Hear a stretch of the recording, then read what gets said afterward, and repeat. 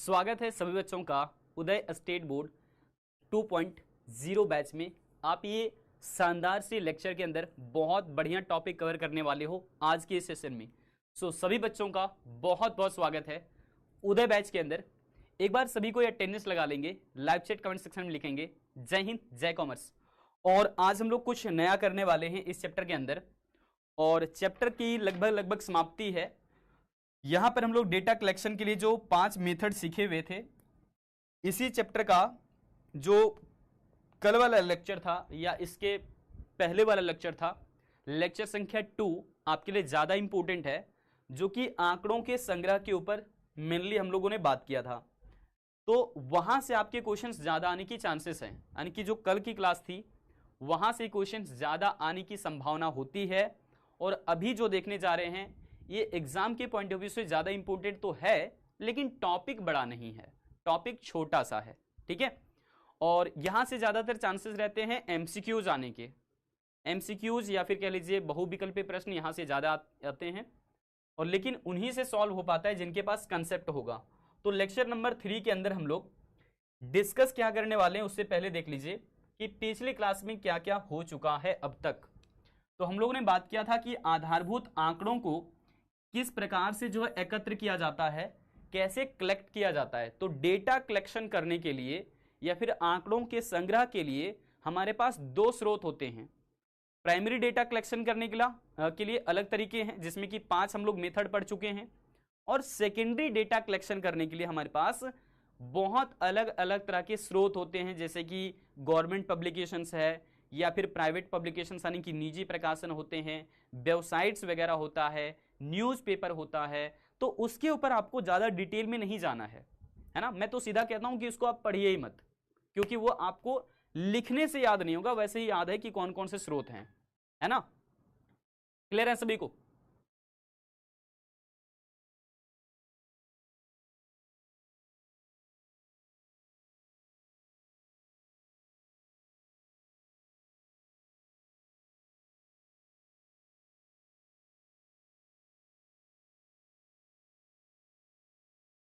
बताओ भाई बताओ, जल्दी से बताओ। हाँ, बहुत ही बढ़िया बहुत ही बढ़िया। क्या होता है इस पर चर्चा कर, ठीक है आगे बढ़ते हैं। अभी देखो हम लोग ये सारे टॉपिक देखने वाले हैं। निदर्शन क्या होता है इस पर चर्चा करेंगे, निदर्शन के सिद्धांत, गैर निदर्शन त्रुटियां, निदर्शन त्रुटियां इसके ऊपर बात करेंगे। भारत की जनसंख्या या फिर जनगणना कह सकते हो, और NSSO की चर्चा करेंगे। तो यहां से कुछ छोटे छोटे से सवाल बनते हैं आपके। सबसे पहले जानिए कि ये 2 तरह की जो मेथड अभी आ रहे हैं, है ना, उसमें कैसे कैसे हम लोग बात करेंगे।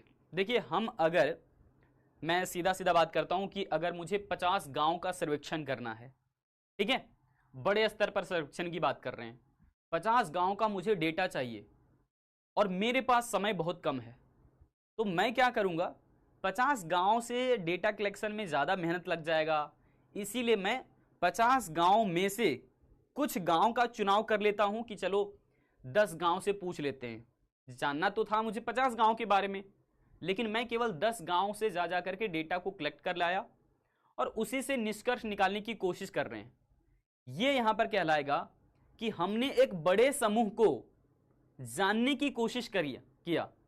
तो बड़े समूह को जानने की कोशिश कर रहे हैं, लेकिन बड़े समूह में से हमने क्या किया, कुछ गांव का चुनाव कर लिया और कुछ गांव के बारे में जानकारी एकत्र करके हम पूरे बड़े समूह का आकलन करने की कोशिश कर रहे हैं या फिर जानने का प्रयास कर रहे हैं। जैसे कि यहां पर देखिए एक छोटा सा एग्जांपल देते हैं आपको। मान करके चलो कि एक क्लास के अंदर में 5 बच्चे बैठे हुए हैं। यहां पर कोई बच्चा बैठा हुआ है, कोई यहां है, कोई यहां है, अलग अलग जगहों पर बच्चे इस प्रकार से हैं, 5 बच्चे हैं मान लो।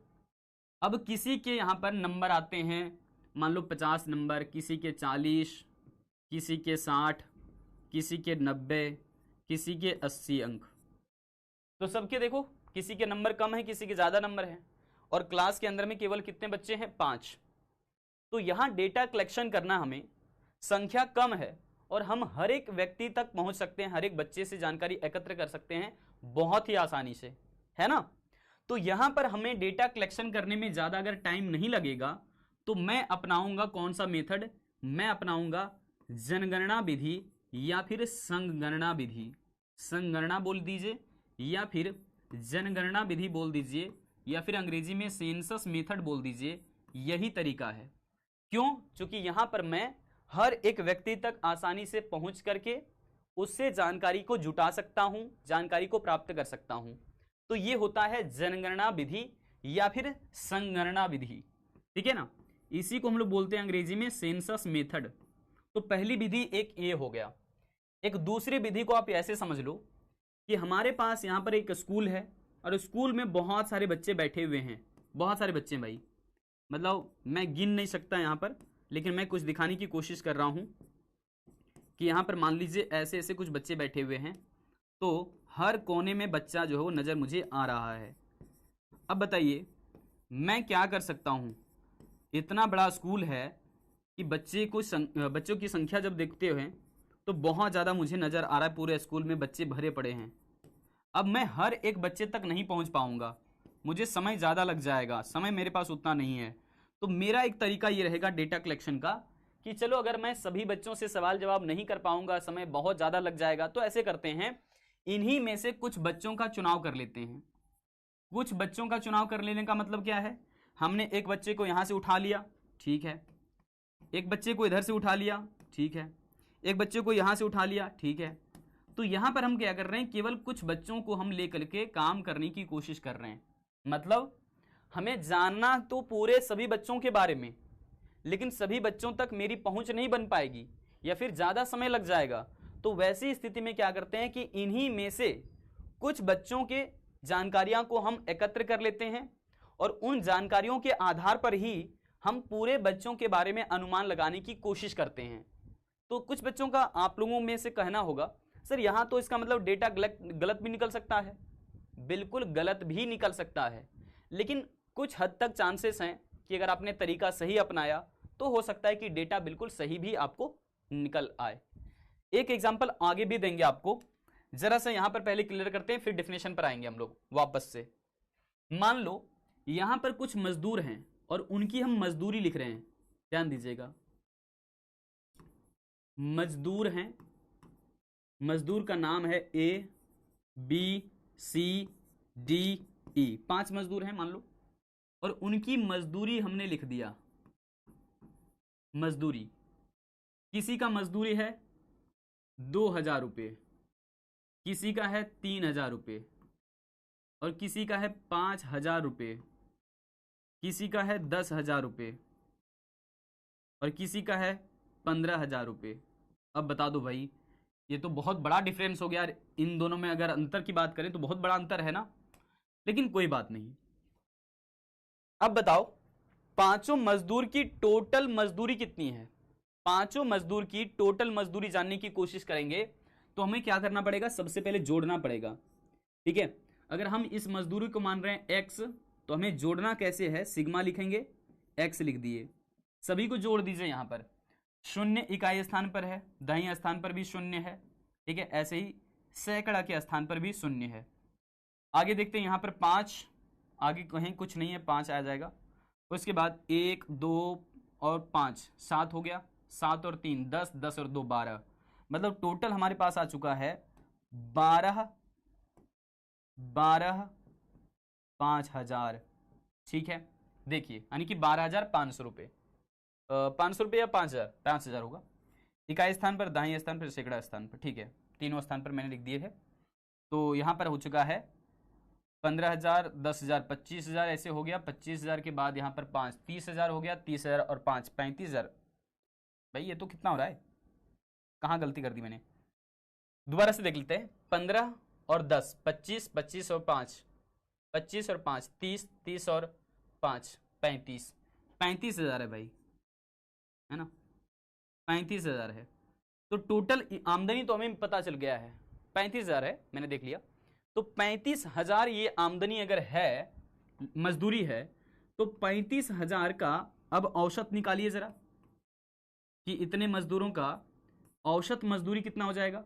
तो हम क्या करेंगे, 5 मजदूर है तो 5 से भागा दे देंगे, तो यहां पर हमारा निकल जाएगा एवरेज, जिसको हम माध्य भी बोल सकते हैं। तो 7,000 रुपये आ चुका है ये हमारा, ठीक है। अब ये 7,000 निकला है, ये 7,000 बता क्या रहा है कि इन मजदूरों की मजदूरी कितनी है, औसतन 7,000 रुपये है। कितनी है, 7,000 रुपये है। तो यहां पर ये हमें आंसर दे दिया औसतन की इतनी मजदूरी है। लेकिन ऐसे ही सोचो, अगर 100 मजदूर रहते तो 100 मजदूरों की औसत मजदूरी आपको निकालने में काफी ज्यादा समय लग जाएगा, क्योंकि आप हर एक मजदूर का मजदूरी लिखोगे, फिर उसको जोड़ोगे, फिर डिवाइड करोगे, काफी ज्यादा समय लग जाएगा। क्योंकि 100 मजदूर तक आपको पहुंच भी बनाना है, 100 मजदूर से आपको मिलना भी है, उससे जवाब भी करने हैं। तो जवाब मिलने के बाद आप नोट करोगे, नोट करने के बाद जोड़ोगे, जोड़ने के बाद औसत निकालोगे, तो काफी ज्यादा समय लग जाएगा। तो यही तरीका हम लोग क्या करते हैं, मान लो कि केवल हमने 2 मजदूर को उठा लिया है ना, 5 में से केवल 2 मजदूर को यहां पर रैंडमली ले लिया हमने कि चलो एक मजदूर की मजदूरी है 2,000 रुपये और दूसरी मजदूर की मजदूरी है मान लो 5,000 रुपये। इसको जब जोड़े, एक और मजदूर मान लो किसी और को भी ले सकते हैं, कोई दिक्कत नहीं है, मान लो 10,000 जो कमाता है उसका भी हम लोग ले लिए यहाँ पर, ठीक है। तो इस तरीके से जो जोड़ते हैं तो ये कितना आ रहा है, ये हमारा आ चुका है ना 17,000 टोटल अमाउंट। अब 17,000 को अगर 3 से भागा देंगे तो देखोगे कहीं कहीं ये आंसर 7 के आसपास में आएगा, नहीं आएगा, ठीक है। तो हम ये कह सकते हैं कि यहां पर औसत कुछ और आ जाएगा। जैसे इसको 3 से भाग दे दीजिए पहले, तो 3 पचे 15, आप ऐसे कह सकते हो सीधा सीधा, ठीक है, मैं समझने के लिए बोल रहा हूं यहां पे। और मान करके चलिए 3 पचे अगर 15 आपने कर दिया है, ठीक है, तो यहां पर कितना आ जाएगा 2,000, ठीक है।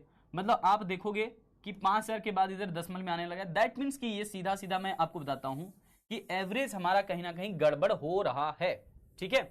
तो इसलिए इस वाले मेथड का इस्तेमाल जनरली तभी किया जाएगा जो हम लोग सही डेटा पाना चाहते हैं कम समय में। तो कम समय में सही डेटा पाना चाहते हैं तो केवल इनमें से सबके बारे में जानकारी ना एकत्र करके केवल कुछ लोगों के बारे में जानकारी एकत्र कर लीजिए, आपका डेटा निकल सकता है, लेकिन एक अनुमान निकलेगा। तो मेरा समझाने का सिर्फ इतना मतलब था कि अगर एक बड़े समूह में आप गए हैं सर्वेक्षण के लिए, तो वहां पर आपको हर एक व्यक्ति से मिलना है, हर एक व्यक्ति का जानकारी एकत्र करना है और उसके बाद आप निष्कर्ष निकाल पाओगे। तो यहां पर यह मेथड कहलाएगा जनगणना विधि, क्योंकि आप हर एक व्यक्ति से मिलने की बात कर रहे हैं, समय भी ज्यादा लग जाएगा। लेकिन अगर इन्हीं में से केवल कुछ लोगों से मिल लेते, कुछ लोग यहां से ले लीजिए केवल, है ना, 2 4 10 लोग ले लीजिए, इन्हीं में से केवल कुछ लोगों से जानकारी एकत्र करके पूरा निष्कर्ष निकालने की कोशिश कर रहे हैं, तो यह कहलाएगा सैंपलिंग मेथड। और केवल यहां पर सभी लोगों से मिलकर के जानकारी एकत्र कर रहे हैं तो यह कहलाता है सेंसस मेथड। तो अब आई होप कि सभी को समझ में आ गया होगा कि मैं क्या कह रहा हूं। मेरा सिर्फ कहने का इतना मतलब है कि मैं तुम्हारा गांव गया, तुम्हारे गांव में हर एक व्यक्ति से मिल करके जानकारियां एकत्र कर रहा हूं, तो यह कहलाएगा सेंसस मेथड। लेकिन तुम्हारे गांव में मुझे ज्यादा समय लग जाएगा, क्योंकि तुम्हारा गांव बहुत बड़ा है, तो हर व्यक्ति से मिल नहीं ले सकता, है ना। तो हम क्या करते हैं कि कुछ लोगों से मिल लिए और उनसे मजदूरी या फिर उनकी आमदनी पूछ लिए और उसी से पता चल गया कि अच्छा तुम्हारे गांव के लोग लगभग इतना पैसा कमाते हैं। समझ रहे हो, मतलब यहां पर 2 तरीका हम अपना सकते हैं डेटा कलेक्शन करने के लिए। एक तो हम हर एक व्यक्ति से मिलने की बात कर रहे हैं और दूसरे में क्या कह रहे हैं कि हम कुछ व्यक्तियों से केवल मिल लिए, उसी से जानकारी हमें पता चलेगा कि हाँ इतना तुम्हारा मजदूरी है या फिर इतनी तुम्हारी आमदनी है। क्लियर है ना आपको, बहुत ही बढ़िया। चलिए, तो यहां पर मैंने ऐसे करने की कोशिश करी, आपको समझ आ गया, बहुत अच्छी बात है। अब देखोगे यही मेथड हम लोग, अच्छा पहले डिफिनेशन की बात कर रहे थे, पहले डिफिनेशन देख लेते हैं। तो हम लोगों ने यहां पर क्या बात किया कि एक हमारे पास है जनगणना विधि, जिसे हम संगणना विधि भी बोल सकते हैं, अंग्रेजी में सेंसस मेथड के नाम से जाना जाता है, और दूसरा है प्रतिदर्श या फिर प्रतिचयन विधि। तो ये 2 मेथड हैं हमारे पास। एक एग्जांपल और ले सकते हो आप यहां पर, जैसे मम्मी जो है ना खुले बर्तनों में चावल पकाती है ना, चावल पकाती है खुले बर्तनों में, बिल्कुल। लेकिन अगर खुले बर्तनों में चावल जो दिया गया है, पकाया जा रहा है, वो ठीक ढंग से पका या नहीं पका अभी तक, उसको जांचने के लिए मम्मी क्या तरीका इस्तेमाल करती है कि खुले बर्तनों से ही जो जिसमें चावल पक रहे हैं या फिर कोई खाना बन रहा है, उसी से 2 4 10 दाने निकाल करके पता कर लेते हैं, दबा करके ही देख लेते हैं कि ठीक ढंग से पका या नहीं पका। दैट मीन्स कि सैंपलिंग मेथड का इस्तेमाल किया जा रहा है और उसी सैंपलिंग का नाम है निदर्श या फिर प्रतिदर्श, ठीक है ना। अब यहां पर दूसरा हम लोग जो देखने जा रहे हैं ये है जनगणना या फिर संगणना विधि। इसके बाद चर्चा कर देंगे फिर से हम प्रतिदर्श के बारे में। तो इसको अंग्रेजी में सेंसस मेथड के नाम से जाना जाता है। तो जनगणना या संगणना विधि, जिसको सेंसस मेथड कहते हैं, ये सर्वेक्षण की एक ऐसी विधि है जिसके अंतर्गत हम सभी लोगों तक, यानी कि समग्र सभी लोगों तक या फिर जनसंख्या तक, मतलब हर एक व्यक्ति तक पहुंच बनाते हैं, उनसे जानकारियां एकत्र करते हैं और उसी से फिर हम अपना पूरा पूरा निष्कर्ष निकालते हैं। तो जनसंख्या विधि में क्या है, हर एक व्यक्ति से मिलना है, हर एक व्यक्ति से जानकारी एकत्र करना है। तो ये तरीका यहां पर रहता है, ठीक है ना। सभी मदों को यहां पर शामिल किया जाएगा, किसी को छोड़ा नहीं जाएगा। आपके घर पर मान लो 5 लोग हैं और पांचों की हाइट अलग अलग है, ठीक है। तो हम जानते हैं कि आपके जो घर पर 5 सदस्य हैं, पांचों लोगों की हाइट हम जानने की कोशिश कर रहे हैं। तो पांचों लोगों से हमें मिलना है, उनके हाइट को पता करना है। यहां पर हो जाएगा जनगणना विधि यानी कि सेंसस मेथड। लेकिन 5 लोग आपके घर पर हैं और केवल हम 2 लोगों से मिल पाए और दोनों लोगों की हाइट देख लिए, उसी से अंदाजा लगा दिए कि ठीक है, ऑन एन एवरेज लगभग ये हाइट रहेगी सबकी, ठीक है। तो ये होता है निदर्श विधि। तो संगणना विधि आपको समझ आ गया, जहां पर हम सभी मदों को शामिल करने की बात करते हैं। इस विधि को पूर्ण जनगणना विधि या फिर पूर्ण सर्वेक्षण विधि भी नाम दिया जाता है। 100% जनगणना भी आप किसको कह सकते हैं, 100% गणना भी किसको कह सकते हैं, संपूर्ण सर्वेक्षण भी कह सकते हैं। तो कई सारे इसके नाम दिए गए हैं। यहां पर जो नाम दिया गया है वो आप केवल ध्यान रखिए, पूर्ण जनगणना विधि या फिर पूर्ण गणना विधि कह सकते हो, या फिर पूर्ण सर्वेक्षण विधि कह सकते हो, 100% गणना विधि भी कह सकते हो। 100% क्यों, क्योंकि हर एक व्यक्ति से मिलने की बात यहां पर चल रही है। सर्वेक्षण विधि भी आप इसको बोल सकते हो, लेकिन कैसा वाला, संपूर्ण सर्वेक्षण विधि। ये बातें क्लियर है सभी को। सर्वेक्षण विधि कैसा है, संपूर्ण, यानी कि हर एक व्यक्ति से हम मिल रहे हैं, जानकारियां जुटा रहे हैं, सभी व्यक्तियों की आमदनी पूछ रहे हैं, किसी को छोड़ नहीं रहे हैं, सभी के खर्चे पूछ रहे हैं तो सभी के खर्चे पूछ रहे हैं, किसी को नहीं छोड़ रहे हैं। तो ऐसे में सभी को यहां पर टारगेट किया जा रहा है। समझ आ गया? बहुत ही बढ़िया। सर मेरा क्लास स्टार्ट हो ही नहीं रहा था। ओके, तो आप पीछे हो गए आज, कोई बात नहीं, बाद में आप रिकॉर्डेड देख लेना।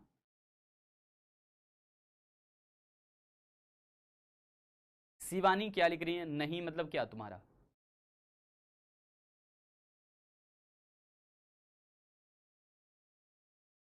पढ़ सकते हैं, तुम्हारे बुक पर लिखा हुआ है एनसीईआरटी के पाठ, बच्चा परेशान है। ओके, आपको मैंने आपको कहा कि देखो भाई ये आपकी बुक है, इस बुक के ऊपर वेस्ट होगा तुम्हारा एक्सेस, वो लगभग अपने सिलेबस को 30% कवर हो जाएगी, ठीक है। चलिए, तो हमने यहां पर बता दिया आपको कि ये विधि सामान्यतः तब अपनाया जाता है जब हमको मान लो कि अनुसंधान के क्षेत्र में दिख रहा है कि बहुत बड़ा क्षेत्र नहीं है, हर व्यक्ति से मिल सकते हैं आसानी से, तभी तो इस्तेमाल करेंगे इसको, है ना।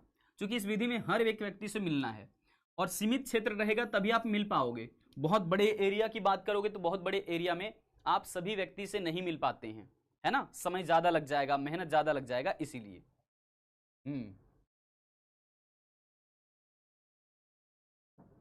सर आपकी आवाज में एनर्जी नहीं है, कल वाली से ज्यादा एनर्जी आज मुझे फील हो रहा है, तुम्हें फील क्यों नहीं हो रहा? ये कैसा बच्चा आ गया आज की क्लास में?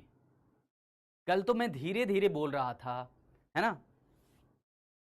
हाँ, शक्लें थोड़ी सी आज अजीब सी लग रही होगी आपको, इसलिए तुम्हें एनर्जी फील नहीं हो रहा। सही कह रहा है बच्चा। कल से ज्यादा ताकत आज लग रही है बोलने में, समझाने में, और फिर भी कह रहा है एनर्जी नहीं लग रही सर, है ना, कल की तरह नहीं लग रही। हाँ, तो दिखाता हूं अभी अपनी एनर्जी आपको मैं, जितनी एनर्जी है उतनी लगा दूंगा सारा। बस अब पढ़ाई करो ध्यान से।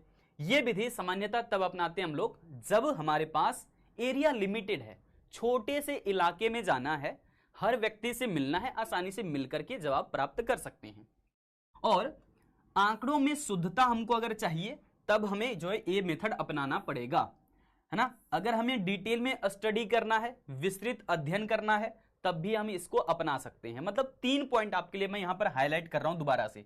मैं दोबारा से सभी इंपॉर्टेंट पॉइंट को हाईलाइट कर देता हूं आपके लिए, सिर्फ और सिर्फ आपके लिए। सभी पॉइंट्स को हटाते हुए मैं दोबारा से सभी पॉइंट्स को अंडरलाइन करूंगा, ठीक है, क्योंकि यही तो इंपॉर्टेंट है आज की क्लास में। कह रहे जिस सर्वेक्षण विधि के अंतर्गत समग्र या फिर जनसंख्या के, है ना, सभी मदों को शामिल करना है। ध्यान रखना, सबसे मिलना है, सबसे जानकारी लेना है। जितने भी मान लो आज क्लास में बच्चे हैं, सबसे पूछ रहे हैं तुम्हारी पैकेट खर्च कितना है मंथली का, ये बता दो। तो यहां पर हो जाएगा, यानी कि सेंसस मेथड इस्तेमाल कर रहे हैं क्योंकि हम सभी से मिल रहे हैं। जनगणना विधि को पूर्ण जनगणना विधि भी नाम देते हैं, तो ये अल्टरनेटिव नाम वाला है। सामान्यतः ये विधि तब अपनाई जाती है जब अनुसंधान का क्षेत्र क्या हो, सीमित होता है। जब अनुसंधान का क्षेत्र सीमित होता है तभी इस मेथड को हम लोग अप्लाई कर देते हैं, क्योंकि लिमिटेड एरिया रहेगा तो हर एक व्यक्ति से मिल करके जानकारी को जुटाना बहुत आसान होता है। आंकड़ों में शुद्धता चाहिए। अगर हमको डेटा बहुत बढ़िया वाला चाहिए, कोई गलती नहीं चाहिए मुझे डेटा में, हर एक जानकारी मैं सटीक तरीके से निकालना चाहता हूं, तो यहां पर मुझे जो वो ये मेथड अपनाना ही पड़ेगा, क्योंकि हमें आंकड़े शुद्ध रूप में चाहिए। और शुद्ध रूप में कहने का मतलब है कि बहुत अच्छा डेटा चाहिए, तो हर एक इंसान से मिलेंगे तभी तो अच्छा डेटा मिल पाएगा मुझे। समझ रहे हो? अब मान लो 50 लोग हैं, 50 में से केवल 10 लोगों से मिले, 10 लोगों से केवल जानकारी हासिल की है, और उसी 10 लोग के आधार पर 50 लोगों के बारे में अनुमान लगाए जा रहे हैं। ये गलत बात है। जैसे आप लोगों के बारे में ऐसा कहा जाता है कि हम लोग देखते हैं कि बैच में इतने सारे बच्चे हैं और ज्यादातर बच्चे पढ़ने वाले हैं, तो कहते हैं कि बैच बहुत अच्छा है। समझ रहे हो? मतलब मैक्सिमम बच्चों को देख करके यहां पर डिसीजन लिया कि बैच बहुत अच्छा है। अब कुछ कुछ बच्चे ऐसे होते हैं जो कि हरकतें अपनी करते रहते हैं, आपस में चैट में लगे हुए हैं, आपस में ही गपिया रहे हैं, बतिया रहे हैं, तो ऐसे में कहते हैं कि बैच अच्छा नहीं बना है। भाई इस बार जो है ना बच्चों को थोड़ा सा डांट डपट लगाने की जरूरत है। तो यहां पर समझ रहे हो, मतलब मैक्सिमम जो है यहां पर टारगेट किया जाता है और उसके जरिए ही हम कुछ कंक्लूजन निकालते हैं। मान लो कि हम हर बच्चे की बात करें तो हर बच्चे का नेचर अलग, हर बच्चे का स्वभाव अलग, लेकिन हम कुछ बच्चों के नेचर को जान करके, इनको स्वभाव की जान करके सभी बच्चों के बारे में अनुमान लगा दें, ये तो गलत बात है, क्योंकि सबके नेचर, सबके स्वभाव तो अलग अलग होते हैं। तो ऐसे ही यहां पर अगर हम सभी बच्चों के बारे में बात कर रहे हैं, किसी को छोड़ नहीं रहे हैं, तो ये है सेंसस मेथड। ठीक है, समझ आ गया? दोबारा से रिपीट कर दिया मैंने। और जब हमें कोई भी चीज डिटेल अध्ययन करना है ना, जब हमें कोई भी चीज डिटेल में चाहिए, एकदम हर एक पॉइंट, हर एक चीज की जानकारी मुझे गहराई से चाहिए, तब भी हम सेंसस मेथड का ही इस्तेमाल करते हैं, क्योंकि यहां पर सभी का ख्याल रखा जाता है। इस विधि को अपनाने में, है ना, उच्च प्रशिक्षण की आवश्यकता, यहां पर अंडरलाइन कर देते हैं ऐसे करके, इस विधि को अपनाने में हमें हाई लेवल की ट्रेनिंग नहीं चाहिए होता है, या चाहिए होता है? एक बार जल्दी बता दो। अगर मुझे हर एक व्यक्ति से मिलना पड़े, ये तुम जवाब दोगे, मैंने तो अंडरलाइन पहले ही कर दिया भाई, मैं पूछना चाह रहा था तुम लोगों से। चलिए जल्दी बताइए, अगर मुझे हर एक व्यक्ति से मिलना है तो ट्रेनिंग तो बढ़िया से होना जरूरी बनता है ना। मैं पूछना चाह रहा था, मैंने खुद ही जवाब दे दिया, कोई बात नहीं।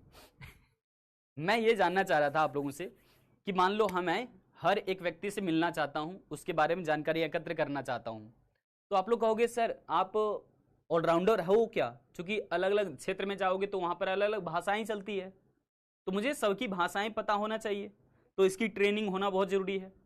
सबके रीति रिवाज मुझे पता होना चाहिए, है ना, सबके खान पान मुझे पता होना चाहिए, तभी तो जाकर के मैं सही से सवाल कर पाऊंगा और उससे जवाब एकत्र कर पाऊंगा या फिर डेटा कलेक्ट कर पाऊंगा, है कि नहीं?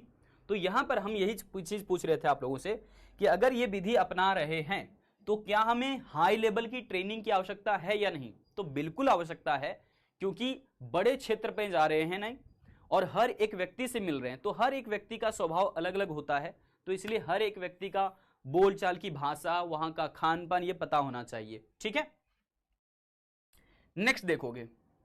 अब यहां पर मैं क्या कहूंगा, प्रतिदर्श विधि क्या होता है, सैंपलिंग मेथड क्या होता है। तो सैंपलिंग मेथड के अंदर हम लोग सभी मदों की बात नहीं करते हैं, बल्कि समग्र में से केवल कुछ इकाइयों की बात करते हैं। कुछ इकाइयों का चुनाव करके ही हम लोग सबके बारे में अनुमान लगाने की चेष्टा करते हैं। जैसे कि एक क्लास के अंदर में 50 बच्चे हैं और 50 में से 20 बच्चों के नंबर बहुत अच्छा आता है, 20 बच्चों के नंबर बहुत अच्छा आता है, और उन 20 बच्चों को देख करके ही हम अगर पूरे क्लास का अनुमान लगाए जा रहे हैं, समझ रहे हो, तो हम कहेंगे इसको सैंपलिंग मेथड।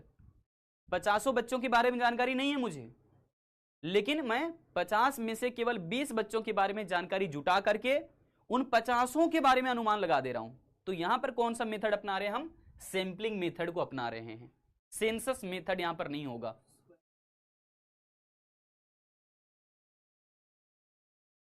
क्लियर है? क्लियर है ये बातें या नहीं? एक बार जल्दी से कंफर्म कर दीजिए आप लोग।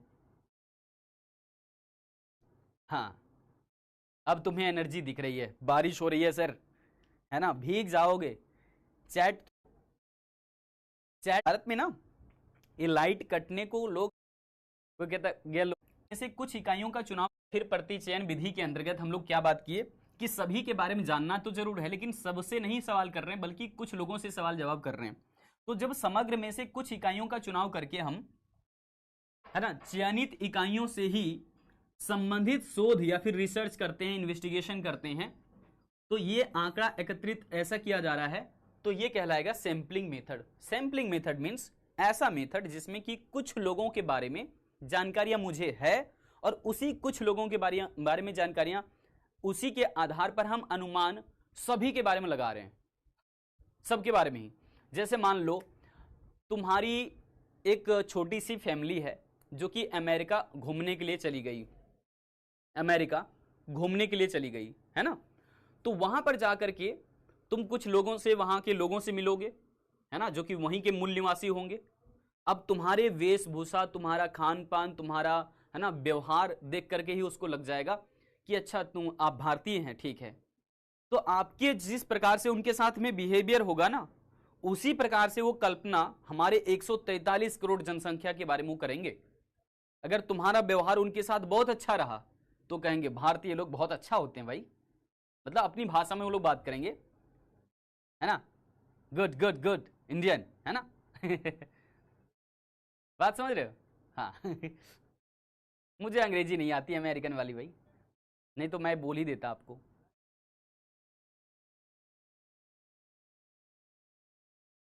संस्कार लोग हमेशा सिंगल रहते हैं, जैसे कि मैं और गुरुजी संस्कारी लोग हैं हम लोग। अब हम क्या बोलेंगे, 2 पॉइंट इंपॉर्टेंट वाला समझ लेना, उसके बाद मौज मस्ती करना। यानी कि मदों के एक छोटे समूह को समग्र के रूप में जनसंख्या का प्रतिनिधित्व करने के लिए चुना जाता है। सैंपलिंग हम लोग कैसे काउंट करते हैं, ऐसे देखो, तुम्हारे गांव में हैं A for Anil, B for Vinod, C for कोई भी हो सकता है, मैं नहीं हूं, D फॉर कोई भी हो सकता है, E फॉर कोई भी हो सकता है। ये 5 लोग हैं, पांचों के बारे में हम अच्छी जानकारी एकत्र करना चाहते हैं। मान लो तुम्हारे गांव में केवल 5 लोग हैं, कहाँ हैं रह गए सारे गांव के लोग?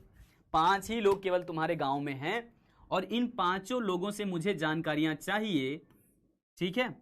तो यहां पर हो जाएगा सेंसस मेथड, है ना, क्योंकि मैं 5 से मिल लूंगा आसानी से। लेकिन यहीं पर मैं कह दूं कि तुम्हारे गांव में 50 लोग हैं इसी प्रकार से, और भी लोग इधर इधर इधर इधर बैठे हुए हैं, है ना, अलग अलग जगहों पर इनका घर है। अब बताओ क्या मैं तुम्हारे गांव में इन सभी लोगों से मिल पाऊंगा कम समय में? पॉसिबल ही नहीं है। तो मैं क्या करूंगा, इन्हीं में से केवल A for Anil, B for Vinod, यहां पर 2 लोगों को उठा लिया और इनकी आमदनी वगैरह जो भी मुझे पूछना था पूछ लिया, और इनकी आमदनी के आधार पर ही मैं सबके आमदनी का अनुमान लगा रहा हूं कि भाई इस गांव के लोग तो बहुत अमीर हैं, क्योंकि ये 2 लोग मुझे अमीर दिखे। तो मैं अनुमान क्या लगा रहा हूं कि इस गांव के पूरे लोग अमीर हैं। तो देख रहे हो सेंसस का कमाल क्या हो रहा है। तो यही कहते हैं कि मदों के एक छोटे से समूह को समग्र के रूप में, ये क्या हो गया, छोटा सा समूह है, लेकिन इसको मान के चल रहे हैं कि ये पूरे के बारे में है, ठीक है। तो ये समग्र के रूप में प्रतिनिधित्व करने के लिए चुना जाता है। जैसे गांव का मुखिया होता है ना, तो मुखिया गांव के लोगों का प्रतिनिधित्व कर रहा है। एक पंचायत का एक मुखिया है, मान लो पंचायत स्तर पर होते, तो पंचायत का एक मुखिया है, तो वो जो मुखिया है वो पूरे कई सारे गांव का मुखिया है, समझ रहे हैं। इसी तरीके से यहां पर, यानी कि ये लोग दो हैं अनिल विनोद, ये दोनों को हमने मेन इंसान मान लिया है इस पूरे गांव का, और इन लोगों की आमदनी को जानते हुए हम अनुमान लगा रहे हैं कि अच्छा आपकी गांव के लोग तो सारे अमीर हैं, क्योंकि ये दोनों मुझे अमीर दिखे, है ना। तो ऐसे में बताओ यहां पर क्या सभी लोग अमीर होंगे? क्या ये जरूरी है? नहीं, कुछ लोग गरीब भी हो सकते हैं बेचारे, ज्यादातर लोग गरीब हो सकते हैं, क्या पता यही लोग दोनों केवल अमीर हैं गांव में।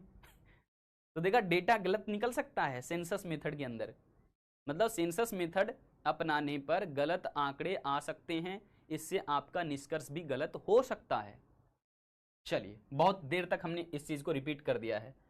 अब देखोगे कह रहे हैं ये विधि सामान्यतः हम तब अपनाते हैं जब अनुसंधान का क्षेत्र यानी कि इन्वेस्टिगेशन का एरिया बहुत बड़ा होगा, तो हम हर व्यक्ति तक नहीं पहुंच पाएंगे, तो हमें कुछ लोगों तक तो पहुंच बनाना पड़ेगा और उसी से डेटा कलेक्ट करना पड़ेगा।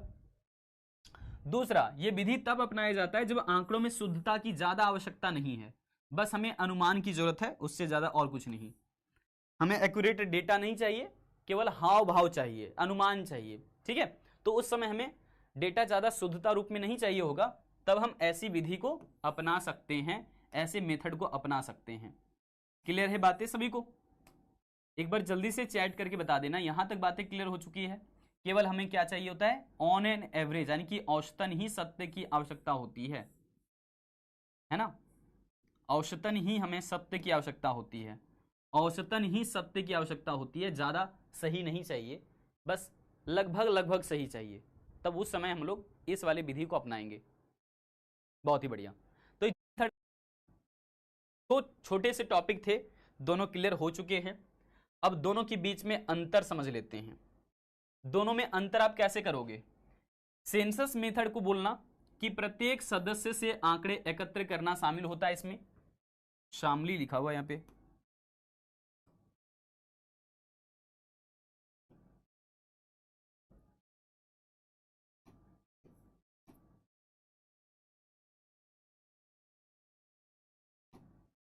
ठीक है।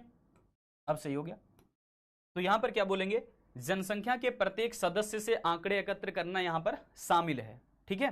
हर एक व्यक्ति से मिलते हैं, डेटा को कलेक्ट करते हैं।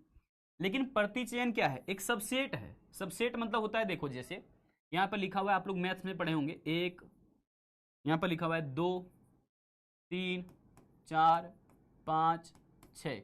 अब सबके बारे में जानकारी नहीं लेना है मुझे, क्योंकि लोगों की संख्या ज्यादा है, तो मैंने क्या किया, एक सबसेट बना लिया इन लोगों के लिए कि चलो इनमें से कुछ लोगों को ले लेते हैं। जैसे कि 1 ले लिया, रेंडमली किसी को भी ले सकते हैं, 3 ले लिया, 5 ले लिया, 2 ले लिया, ऐसा कुछ। तो यहां पर मान लो 1 3 5 को केवल लिया है, ये क्या एक सबसेट है, मतलब ये सारे डिजिट मैंने कहां से लिए हैं, इन्हीं में से लिया है, इसी को सबसेट बोला जाता है। तो एक सबसेट या फिर जनसंख्या के एक चयनित समूह के आंकड़े एकत्र करना शामिल होता है, मतलब कुछ लोगों का यहां पर चुनाव करके हम लोग संपूर्ण के बारे में, पूरे लोगों के बारे में अनुमान लगाने की बात करते हैं। जनसंख्या का पूर्ण और सटीक प्रतिनिधित्व प्रदान करता है आपको सेंसस मेथड, लेकिन चयनित यहां पर करके काम कर रहे हैं सैंपलिंग मेथड में, तो इसलिए जनसंख्या का यहां पर अनुमान सामान्यता लगाया जा सकता है, अनुमान के तौर पर लगाया जा सकता है, या फिर आप ये कह लो कि औसतन ही यहां पर केवल सत्य हो सकते हैं। सेंसस मेथड प्रतिचयन की तुलना में यह अधिक महंगा हो सकता है, क्योंकि इस वाले विधि में हर एक व्यक्ति से आपको मिलना पड़ता है, तो समय जा रहा है, मेहनत जा रहा है, और दूर दूर तक अगर लोगों का घर परिवार दूर दूर लोगों तक पहुंचना है, तब तो भैया पैसा भी ज्यादा खर्चा हो जाएगा। इसलिए ये वाला सेंसस मेथड प्रतिचयन विधि की तुलना में थोड़ा सा महंगा पड़ेगा आपको, और प्रत्येक सदस्यों तक पहुंच बनाना है, तब तो आपको मेहनत भी ज्यादा लग रहा है, समय भी ज्यादा लग रहा है, ठीक है। तो इसलिए ध्यान रखोगे, सेंसस मेथड में आपको प्रत्येक सदस्य से मिलना है, तो समय तो लगेगा, मेहनत तो लगेगा, एनर्जी लगेगी, है ना, सब कुछ ज्यादा खर्चा होगा। सैंपलिंग मेथड में आमतौर पर जनगणना की तुलना में प्रतिचयन की विधि जो हम लोग कह रहे हैं, सैंपलिंग मेथड कह रहे हैं, ये थोड़ा सा कम खर्चीला होता है, क्योंकि इसमें केवल जनसंख्या के एक विशेष समूह तक हमें पहुंच बनाना होता है, सभी तक जाने की जरूरत नहीं है। और आखिरी में कह रहे हैं कि ये विधि जो सैंपलिंग सेंसस मेथड है, ये विधि तब उपयुक्त हो पाएगा जबकि आबादी बहुत कम है, तभी ये जो है बिल्कुल इसकी सुटेबिलिटी होगी, या फिर ये बहुत बढ़िया होगा, उपयुक्त होगा। लेकिन आबादी बहुत बड़ा है, तो वहां तो आप सेंसस मेथड का इस्तेमाल नहीं कर पाओगे, हर व्यक्ति तक पहुंच नहीं बना पाओगे, तो इसलिए सैंपलिंग मेथड यूज किया जाता है बड़ी आबादी के लिए, ठीक है। समझ आ गया?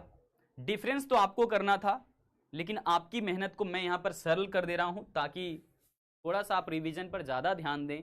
मैं मानता हूं कि आपके पास समय की कमी रहती है, 5-5 सब्जेक्ट पढ़ते हो, है ना तो ये काम आपको करना था, क्योंकि मैं दोनों चीज़ों पर बात कर चुका था, है ना, डिटेल में भी, लेकिन फिर भी हमने डिफरेंस करके आपको दे दिया है ताकि आपका समय बचे। अगर मैं आपके साइड याद रहता है या तुम्हें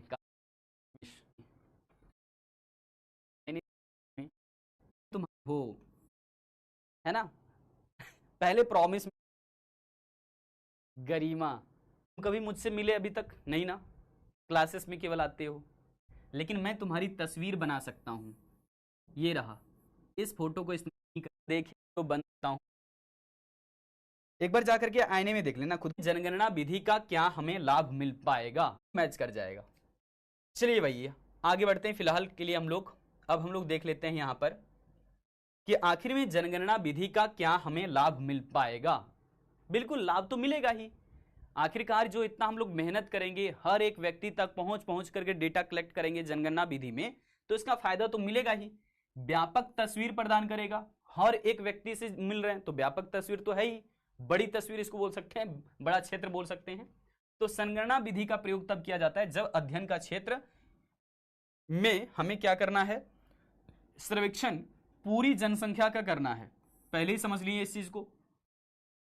इसमें हर एक इकाई पर ध्यान दिया जाता है, हर एक व्यक्ति की बात हो, हर एक वस्तु की बात हो, हर एक वस्तु के समूह की बात हो, सब तक हम लोग पहुंचते हैं, ना कि कुछ चुनी हुई इकाइयों की, है ना, यहां पर चर्चा होती है।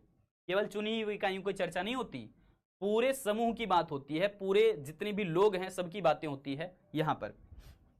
यानी कि जिसका उपयोग सार्वजनिक नीति और नियोजन निर्णयों को सूचित करने के लिए किया जाता है।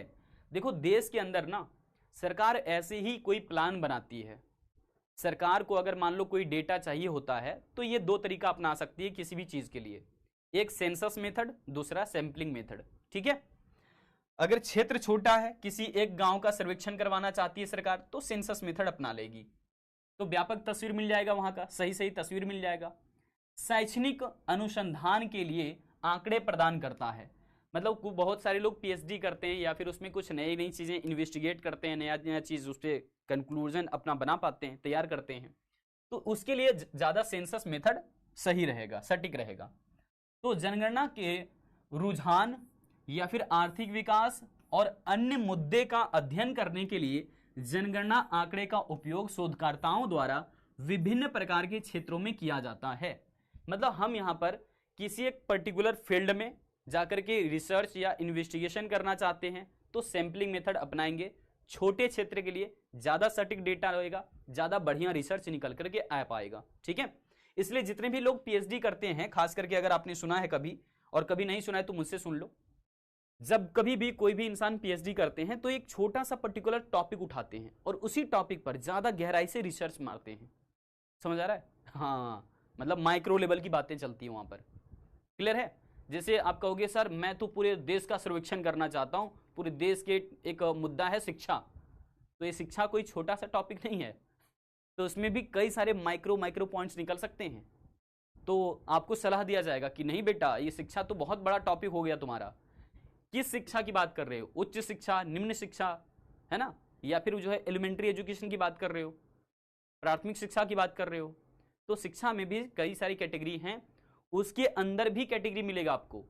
ठीक है, कि केवल लड़कों के लिए बात कर रहे हो या लड़कियों की शिक्षा पर बात कर रहे हो, है ना, उसमें भी ये जाएगा कि गांव की केवल जो है अध्ययन करोगे या शहरों में जाकर के इसका स्टडी करोगे, रिसर्च करोगे, किस लेवल पर, तो छोटे स्तर पर रिसर्च किया जाता है या इन्वेस्टिगेशन किया जाता है, तो वहां के लिए ये जो है बिल्कुल सही रहता है। अगला देखोगे, कह रहे हैं निष्पक्ष राजनीति प्रतिनिधित्व, क्योंकि यहां पर देखो सभी लोगों को शामिल कर रहे हैं, सबसे डेटा कलेक्शन कर रहे हैं, तो निष्पक्षता के साथ काम हो पाता है, कोई पक्षपात नहीं होने की संभावना रहती है ना।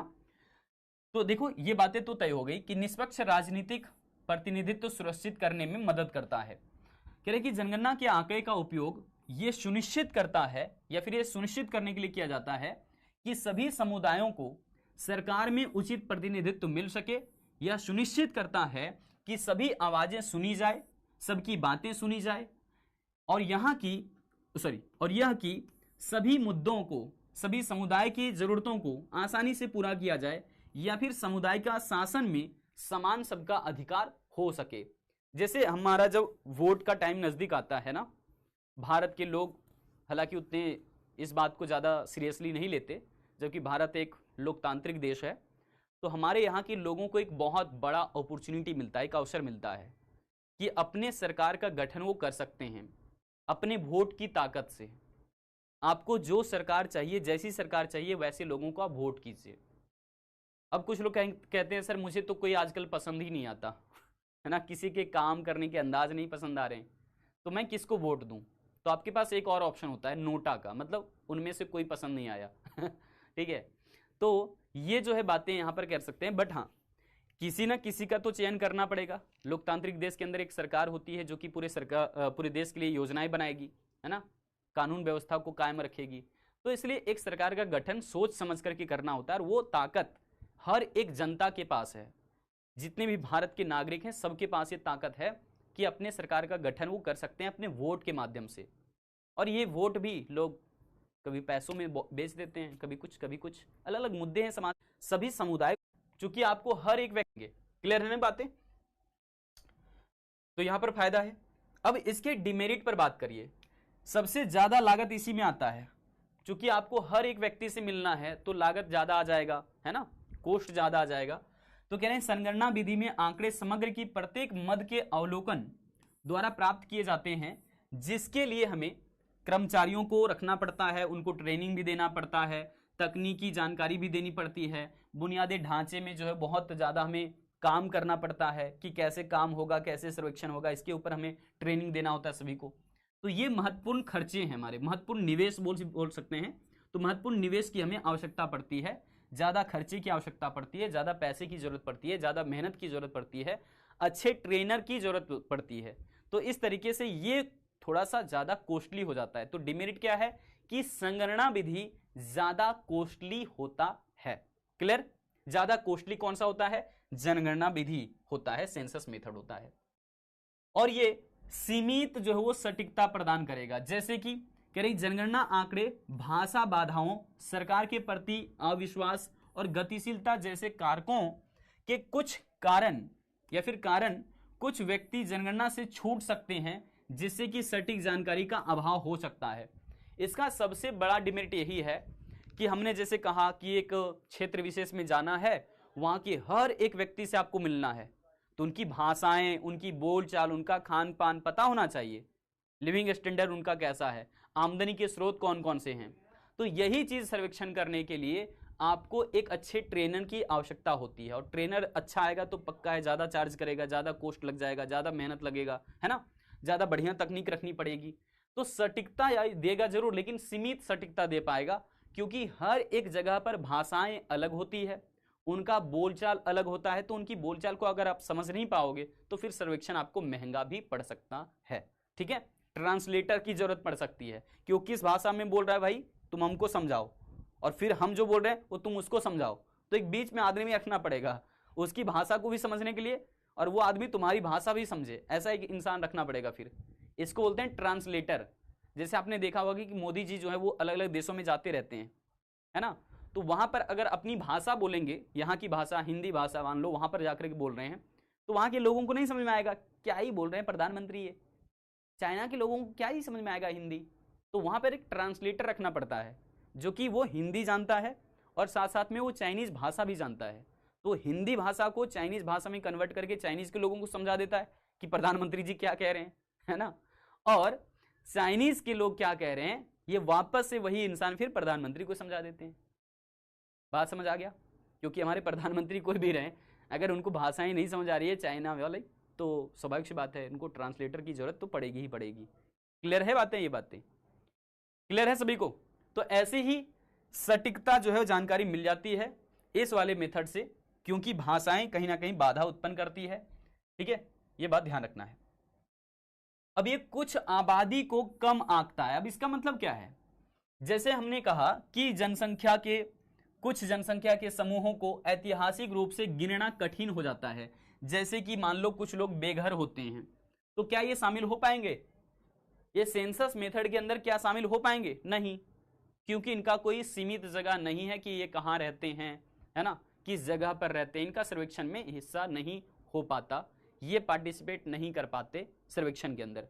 तो बेघर जो लोग हैं उनका यहाँ पर गिनती नहीं हो पाता है। जो प्रवासी लोग हैं जो अपने क्षेत्र से उठ करके दूसरे क्षेत्र में दूसरे राज्य में गए हैं काम करने के लिए, जैसे आप लोगों ने सुना होगा प्रवासी मजदूर, प्रवासी मतलब होता है दूसरे देश का इंसान या फिर दूसरे राज्य का इंसान। जैसे मान लो कि कोई यूपी का इंसान है, वो दूसरे राज्य में गया है काम करने के लिए, ठीक है। तो इस प्रकार का क्या हुआ कि यूपी का इंसान क्या हुआ, माइग्रेट हुआ, दूसरे देश में गया, दूसरे राज्य में गया, समझ आया। तो इसको बोलते हैं प्रवासी होना। बिना कानून, है ना, तो कहने बिना कानूनी स्थिति वाले लोग, जैसे कि बहुत सारे जो बांग्लादेशी लोग हैं वो भारत के अंदर भी रहते हैं और यहाँ पर अपना रोजगार वो कर रहे हैं, ठीक है। तो ऐसे लोगों की गिनती भी नहीं हो पाती है, क्योंकि उनके पास एक सटीक प्रमाण नहीं है ना, और ना ही उनके बारे में हमें अच्छी जानकारी है। तो इस तरीके से उनकी गिनती नहीं हो पाती कानूनन स्थिति से अगर वो नहीं रह रहे हैं तो। परिणाम स्वरूप इन आबादी को जनगणना में कम गिना जाता है या फिर कैलकुलेट हो ही नहीं पाता, ये सब लोग जुड़ ही नहीं पाते, जैसे कि आंकड़े में गलतियां हो सकती है। और इसी वजह से हमारे देश की सरकार कोशिश करती है कि जब भी जनगणना करवाया जाए तो सटीक जनगणना निकल करके आए, जिसमें कि हमें हर एक इंसान के बारे में बहुत अच्छी जानकारी हो। समझ गए होगे। और ये इसी वजह से 10 वर्षों के अंतराल पर करवाया जाता है, क्योंकि हमें हर एक व्यक्ति की जानकारी चाहिए। समझ आ गया, इसीलिए 10 सालों में करवाया जाता है। अब सोचो प्रत्येक साल करवाया जाता तब तो प्रत्येक साल कितनी आबादी बढ़ जाती है, कितनी आबादी घट जाती है, इसका पूरा डेटा जो है गड़बड़ हो जाएगा पूरी तरीके से। पता चला आज किसी का नाम जो है वो काउंट तो हो गया, जनगणना में नाम लिखा गया, कल कोई व्यक्ति की मृत्यु हो गई, है ना, तो ऐसे में डेटा गलत आ जाएगा फिर। इसीलिए 10 वर्षों के अंतराल पर किया जाता है, ताकि एक अच्छा थोड़ा सा अच्छा डेटा निकल करके आ सके, ठीक है।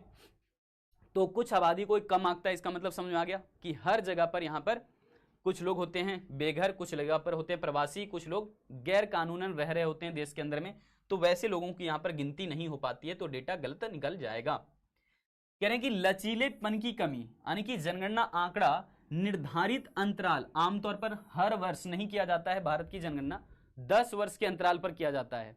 कितने बच्चों को ये मालूम है, जल्दी से बार चैट में बताना आप लोग। भारत साल पर सबको पहले से पता था या अभी अंदाजा लगा रहे हो या फिर देख करके बता रहे हो? में रहते हैं कि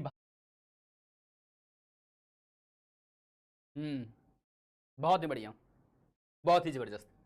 तो ये सवाल भी आपके ऑब्जेक्टिव में रहते हैं कि भारत में कितने वर्षों के अंतराल पर जनगणना की जाती है। मैंने मेंशन भी कर दिया यहाँ पर ब्रैकेट करके, ताकि आपको याद रहे।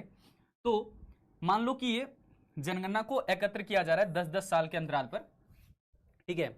और टाइम टू टाइम चूंकि जनसंख्या बदलते भी रहेगा, कुछ लोगों की मृत्यु हो गई, कुछ लोग जन्म लिए, तो इसलिए बदलती परिस्थितियों के लिए पर्याप्त रूप से प्रतिक्रिया देने में सक्षम नहीं हो सकता है, क्योंकि यहां पर एक बार तो सबको आपने काउंट कर लिया, उनमें से कुछ लोगों की मृत्यु भी हो गई होगी, है ना, और कुछ नए बच्चों का जन्म भी हुआ, तो ये सब चीजों का सटीक जानकारी असल में नहीं आ पाता है, ठीक है।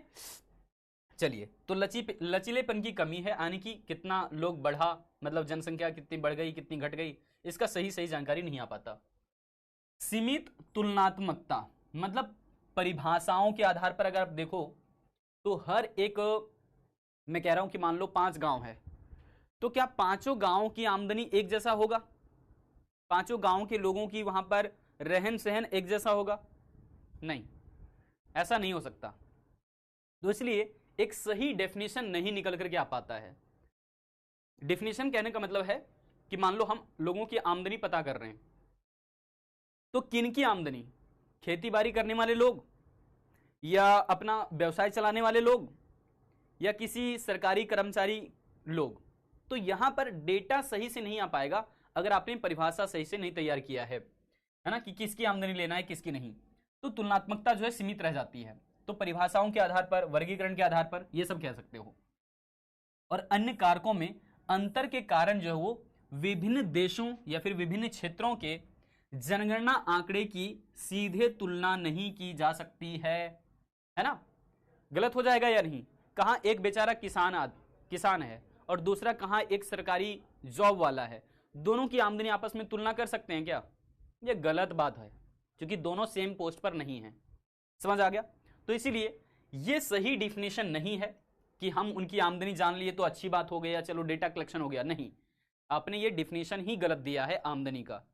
आमदनी तो दोनों का जान लिया है, लेकिन ये डिफिनेशन गलत है।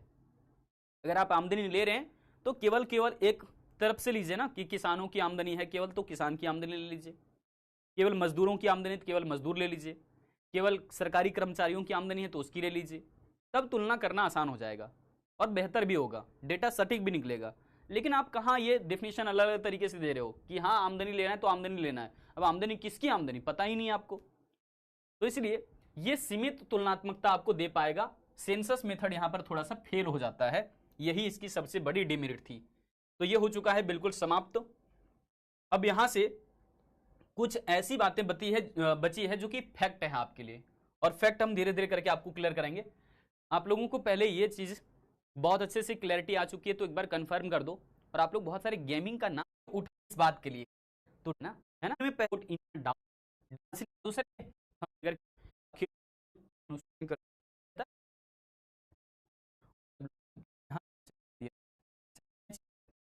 तब तक आप लोग एमसीक्यू सॉल्व कीजिए, मैं उस पीपीटी को भी लगा लेता हूं। तब तक प्राथमिक आंकड़े प्राप्त करने के लिए कौन से तरीके नहीं हैं, कल आप लोगों ने पढ़ा है, जवाब दे दीजिए।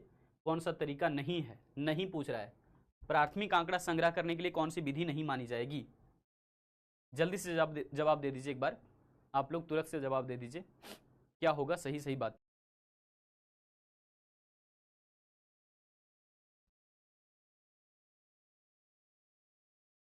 है ना क्लास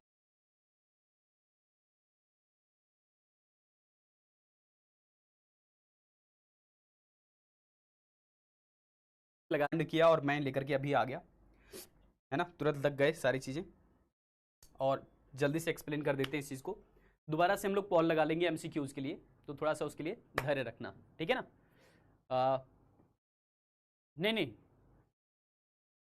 देखो जैसे आप लोगों की डिमांड थी, इसको मैं पहले ही अटैच कर दूंगा, जब क्लासेस में जाएगा ना तो पहले ही जाएगा ये चीजें, ठीक है, ध्यान रखना। जैसे कि इसने बिल्कुल सही जगह पर बात किया। एक ऐसे डाउट आए थे आप लोगों के, और कल मैंने कहा था कि ये वाला क्वेश्चन जो हम लोगों के रह गए हैं इसको हम कवर कर लेंगे। तो आज का सेशन तो वैसे कंप्लीट है, और एनएसएस वगैरह के बारे में हम लोग कल भी देख सकते हैं, बट ये वाला मेथड कंप्लीट होना जरूरी है क्योंकि ये कल के साथ ही लिंक होगा, तो इसको मैं पहले ही लगा देता हूँ स्लाइड के अंदर, ठीक है ना। तो कह रहे हैं कि ये वाली विधि के अंदर हम लोग देखो, जो हम लोग क्वेश्चनरीज फिल करवाते हैं एक किसी व्यक्ति के द्वारा, जो प्रगणक है उनके द्वारा जो है क्वेश्चन भरा जाता है, तो डेटा कलेक्शन का ये जो तरीका है प्राइमरी डेटा कलेक्शन करने का, इसमें हम लोग ये चीजें सीख रहे थे कि इस विधि के अंतर्गत प्रगणक व्यक्तिगत रूप से एक प्रश्नावली के साथ सूचक के पास जाता है, यानी कि जो जवाब देने वाला व्यक्ति है उसके पास जाता है, उससे प्रश्न पूछता है और अपनी स्वयं की भाषा में, अपनी भाषा में उसके उत्तर प्रश्नावली में लिख लेता है। मतलब ये जो दीदी है ना, ये सवालों के जवाब नोट कर रही हैं टैब के ऊपर में, क्योंकि अब तो पेन पेपर का कम ही इस्तेमाल होता है भारत के अंदर किसी भी सर्वेक्षण के लिए। तो ये जो रिस्पोंडेंट है, जवाब देने वाली हैं, ये लोग जवाब देते हैं तो ये नोट करते जाती हैं। क्यों ऐसा कहाँ अपनाया जाता है? ऐसी विधि डेटा कलेक्शन करने का प्राइमरी मेथड है, प्राइमरी डेटा कलेक्शन करने का एक मेथड है। तो ऐसी विधि का इस्तेमाल तभी किया जाता है जब किसी क्षेत्र विशेष में पढ़े लिखे लोगों की संख्या कम है या फिर वो लोग ज्यादा पढ़े लिखे नहीं हैं, तब तो ऐसी मेथड इस्तेमाल करना बहुत बढ़िया रहता है। समझ आ गया? अब यहां पर कह रहे हैं कि प्रगणक प्रश्नों के सही प्रकृति को समझने में सूचक को मदद भी करते हैं। ये जो है, अगर मान लो किसी प्रश्न को नहीं समझ पा रहे हैं, जो कि क्वेश्चन आता रहता है टैब में, किस सर्वेक्षण के लिए गया है तो इसमें क्वेश्चन के हिसाब से फिल करने होते हैं, तो अगर इनको समझ में नहीं आएगा क्वेश्चन तो फिर जवाब कैसे मिलेगा? तो वो इस टाइम ये जो है उनको सहयोग करेगी, सहायता करेंगी प्रश्नों को समझने में, और फिर वहां से जवाब जो मिलेगा उसको टैब पर नोट कर लिया जाएगा। अब समझ आ गया होगा इस मेथड को। तो ऐसे ही यहां पर यह मेथड चलता है, और स्वयं अनुसूची ये भर लेते हैं ताकि अस्पष्ट और अनिश्चित उत्तर से बचा जा सके, ताकि सही सही डेटा आ जाए। ठीक है ना? तो ये मेथड समझ में आया? जल्दी से एक बार चैट में बताना आप लोग कि क्वेश्चनरी जो है यहां पर फिल किया जा रहा है प्रगणक के द्वारा, या फिर कह लीजिए उत्तरदाता यहां पर जवाब देते हैं, उसके अनुसार ये फिल करते हैं। समझ आया? ये मेथड सभी को क्लियर हो गए? तो ये प्राइमरी डेटा कलेक्शन करने का ही एक विधि है जो कि कल की क्लास में हम लोगों का एक छोटा सा पॉइंट रह गया था, तो उसको भी मैंने क्लियर कर दिया आपका। बहुत ही बढ़िया, ठीक है। तो यहां पर देखोगे ये ऐसे आंकड़ों पर विश्वास किया जा सकता है क्योंकि आप सामने हैं, आमने सामने सवाल जवाब करके आप डेटा को नोट कर रहे हैं। तो यहां पर विश्वसनीय सूचना प्राप्त करने के लिए परगणक यानी कि ये जो है वो परगणक कहलाते हैं, इन्यूमरेटर कहलाते हैं, गणनाकार कहलाते हैं। तो परगणक को व्यवहार कुशल होना चाहिए, सुप्रशिक्षित होना चाहिए और गैर पक्षपात पूर्ण होना चाहिए, मेहनती भी होना चाहिए। क्यों होना चाहिए ऐसा? ताकि ये लोगों को उनकी भाषा में प्रश्न समझा सके। तो इनको हर भाषा का नॉलेज होना चाहिए। जिस क्षेत्र विशेष में जा रहे हैं कम से कम वहां का तो नॉलेज होना ही चाहिए, वहां की भाषा, वहां की बोली पता होना चाहिए। इसके बाद मेहनती भी होना चाहिए, क्योंकि हर एक इंसान से मिलना है, उनसे सवाल जवाब करने और खुद ही प्रश्नों को भरना भी है, तो सटीक तरीके से सामने वाले इंसान को समझाना भी पड़ेगा, है ना। तो ऐसा जो डेटा कलेक्शन करने का तरीका है ये खास करके उन क्षेत्रों में बहुत सटीक रहता है जहां के लोग ज्यादा पढ़े लिखे नहीं हैं, ठीक है। तो उन जगहों के लिए ज्यादा बेहतर होगा। क्लियर हो गया होगा? डाउट भी देख लेंगे कान्हा, कोई नहीं। नेक्स्ट देखते हैं यहां पर। अब ये विधि के लिए हम लोग यहां पर देखते हैं कि कहां कहां के लिए ज्यादा सुटेबल है। तो ये विधि सामान्यतया सरकारी, यहां पर कॉमा होगा, अर्ध सरकारी संस्थाओं, बड़े से बड़े औद्योगिक क्षेत्र में, या फिर बड़े बड़े घरानों की बात करें जहां पर ज्यादा संख्या है, शोध संस्थाएं, इन सबके द्वारा ज्यादा प्रयोग किया जाता है। मतलब कि यहां पर बड़े बड़े पैमाने पर जब मान लो कोई बहुत ज्यादा व्यस्त है किसी काम को लेकर के, तो वैसी स्थिति में भी इस मेथड का इस्तेमाल किया जा सकता है, ठीक है। अनुसंधानकर्ता द्वारा जो भरी जाने वाली प्रश्नावली है उसको हम अनुसूची कहते हैं। ये बातें तो पहले से ही क्लियर आपको। प्रश्नावली और अनुसूची इन दोनों में कोई मूलभूत अंतर नहीं है, क्योंकि एक छोटा सा अंतर क्या होता है कि प्रश्नावली जो है उसमें पहले से ही बहुत सारे क्वेश्चंस रहते हैं और उनका जवाब उत्तरदाता को भरना होता है, ठीक है। और जो अनुसूची होती है उसको उत्तरदाता नहीं भर रहे हैं, बल्कि उत्तरदाता तो सिर्फ जवाब देने का काम कर रहे हैं, और उसको भर कौन रहे हैं? वो व्यक्ति जो कि गणनाकार होता है। तो यही एक छोटा सा अंतर है, यानी कि एक प्रश्नावली को उत्तरदाता भरते हैं, प्रश्नावली को कौन भरते हैं? रिस्पोंडेंट। जबकि अनुसूची को कौन भरते हैं? तो अनुसंधानकर्ता। और ये बहुत बड़ा डिफरेंस नहीं है, क्योंकि इससे रिलेटेड सवाल कभी आपको पूछा भी नहीं जाएगा, लेकिन फिर भी ये कंसेप्ट जरूर क्लियरिटी के साथ चाहिए था, इसलिए हमने आपको बता दिए हैं, ठीक है। अब ये जो है वो आपको पूछा जा सकता है कि बताइए कहाँ ये फायदा है या नुकसान है ना, कहाँ के लिए सूटेबल है। तो इस विधि की सूटेबिलिटी की बात करी जाए तो सबसे ज्यादा सूटेबल तब हो पाता है जब मान लो किसी क्षेत्र में आप गए और वो क्षेत्र बहुत बड़ा है, ठीक है, और आपके पास प्रशिक्षित प्रगणक भी हैं, ट्रेंड एक इन्यूमरेटर भी हैं, गणनाकार भी उपलब्ध हैं, तभी जाकर के ये मेथड सूटेबल हो पाएगा। और परिणाम जो मिल रहे हैं आपको वो शुद्धता के साथ, है ना, चाहिए होगा, उसके कुछ खास महत्व हैं, तभी जाकर के इस मेथड का आप इस्तेमाल कीजिए, अन्यथा इस मेथड की फिर आपको जरूरत भी नहीं है। समझ गए होगे? इससे अच्छा तो डायरेक्ट इंटरव्यू वाला मेथड रह गया। विस्तृत क्षेत्र का अध्ययन करना है तो आप इस मेथड का इस्तेमाल कर लीजिए। सही और विश्वसनीय आंकड़ा चाहिए तब इस मेथड का इस्तेमाल कर लीजिए।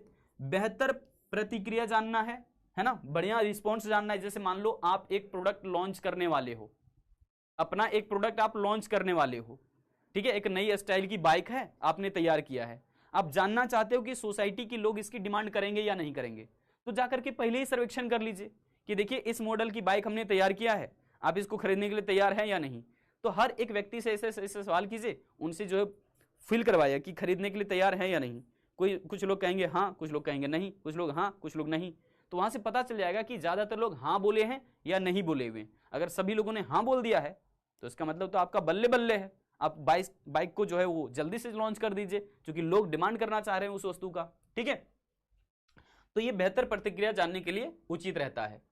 और पक्षपात की जहां पर थोड़ी सी संभावना लिमिटेड रहती है, मतलब ज्यादातर लोग यहां पर ऐसा लगे कि भैया सामने वाले इंसान को केवल भरवाएंगे सीधा सीधा तो वो गलत भी जवाब देगा, तो इसलिए खुद ही भर लो उनसे जवाब पूछ करके, ठीक है। तो ये तरीका रह सकता है। और देखो लास्ट में कह रहे कि अशिक्षित उत्तरदाताओं की स्थिति में, ये तो मैंने पहले ही आपको बता दिया, जहां के लोग पढ़े लिखे नहीं है, जहां के उत्तरदाता खुद उत्तर तो दे सकते हैं, है ना, जुबान के माध्यम से या फिर मौखिक रूप से, लेकिन आप उसको ये नहीं कह सकते कि खुद ही भरो, वो भर नहीं पाएंगे क्योंकि वो ज्यादा पढ़े लिखे नहीं है, तो वहां के लिए ज्यादा उपयुक्त रहेगा। चलिए, गुण और दोषों की बात कर ली हम लोगों ने। डिमेरिट इसकी जान लो क्या है। डिमेरिट सबसे बड़ा ये रहेगा कि महंगा पड़ेगा। क्यों महंगा पड़ेगा सर? क्योंकि आपको हर एक व्यक्ति से मिलना है, ठीक है, और आंकड़े को एकत्रित करने के लिए एक एजेंसी है आप, या फिर एक मान लीजिए अपना सेटअप बनाए हुए हैं कि ट्रेंड लोग आपके पास हैं, तो प्रशिक्षित लोगों को आपको ट्रेनिंग, प्रशिक्षित जो नहीं है उनको ट्रेनिंग देना पड़ेगा, या फिर जो प्रशिक्षित हैं उनको सैलरी भी पे करना होगा भैया, तो कहीं ना कहीं महंगा भी पड़ेगा ये चीज़ें आपको। या फिर यात्रा भत्ता देना पड़ेगा, हर इंसान से मिलने जाएंगे तो उनके लिए पैसे खर्च की व्यवस्था करना पड़ेगा ना, जिसको बोलते हैं टीए, है ना, सैलरी के अंदर इसको टीए बोला जाता है ना। ट्रांस आप कहीं दूसरी जगह जा रहे हैं, है ना, तो वहां पर जो है वो आने जाने का किराया आने की समझ लो। इसी तरीके से समय लेना, मतलब ये ज्यादा टाइम कंज्यूमिंग है, क्योंकि हर व्यक्ति से मिलना, हर व्यक्ति से बातचीत करना, उनके मामलों को समझना और उनके अनुसार डेटा को कलेक्ट करना, फिर लिखना, है ना, बड़ा पेचीदा सा हो जाता है, तो टाइम टेकिंग हो जाता है, टाइम कंज्यूमिंग हो जाता है।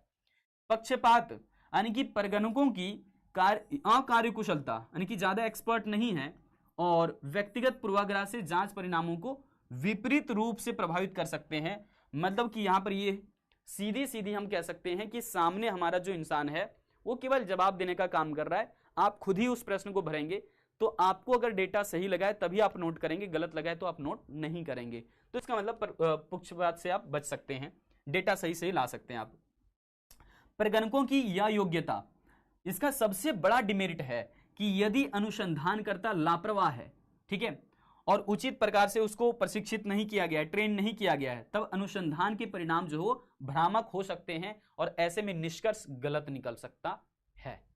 तो ये बातें पूरी हो चुकी है आज की क्लास में समाप्त। और कुछ लोग लिख रहे हैं क्या, जल्दी से मेंशन करना, किनको समझ नहीं आया है, किन्हीं को ऐसा लगा है क्या कि कोई भी एक पॉइंट जो है रिपीट करना चाहिए, है ना, कोई भी एक पॉइंट जो रिपीट करना चाहिए। वीडियो इकोनॉमिक्स, ठीक है,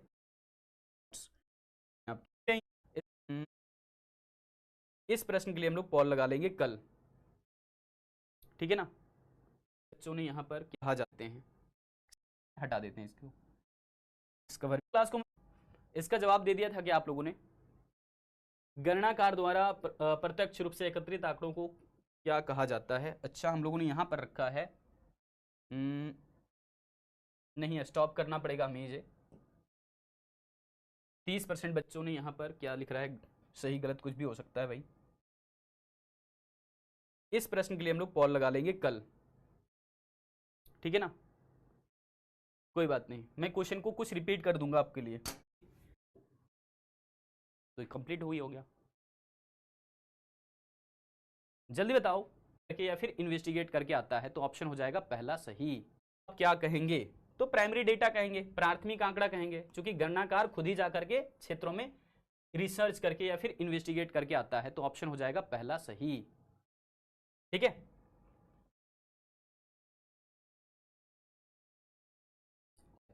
यानी कि वो कौन सी विधि है बताइए जहां पर सर्वेक्षक यानी कि इन्वेस्टिगेटर और उत्तरदाता दोनों के बीच में डायरेक्ट जो है रिलेशन बनता है, डायरेक्ट रिलेशन बनता है, ऑप्शन के अनुसार जवाब देना है। क्योंकि कल की क्लास में आपने पांच नहीं 4 मेथड पढ़ा था, आज एक बता दिया आपको, तो कौन सा मेथड इसमें से होगा।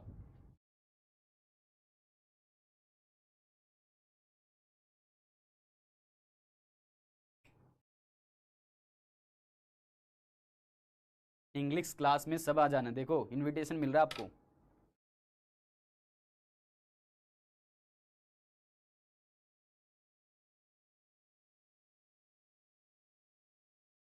जल्दी से बताइए, इन्वेस्टिगेटर एंड रिस्पोंडेंट दोनों आपस में कहां डायरेक्टली कांटेक्ट में आते हैं, कौन से मेथड में होता है भाई ऐसा। ऐसा होता है जब हम लोग इंटरव्यू मेथड की बात करते हैं, है ना, दोनों आमने सामने बैठते हैं, एक दूसरे से सवाल जवाब चल रहा है, तो ये पहला जवाब बिल्कुल सही होगा, ठीक है। तो ऑप्शन हो जाएगा पहला, केवल पहला सही है, सब नहीं। 5 क्वेश्चंस हैं जो कि अगले सेशन में करवाएंगे आपको करने में। और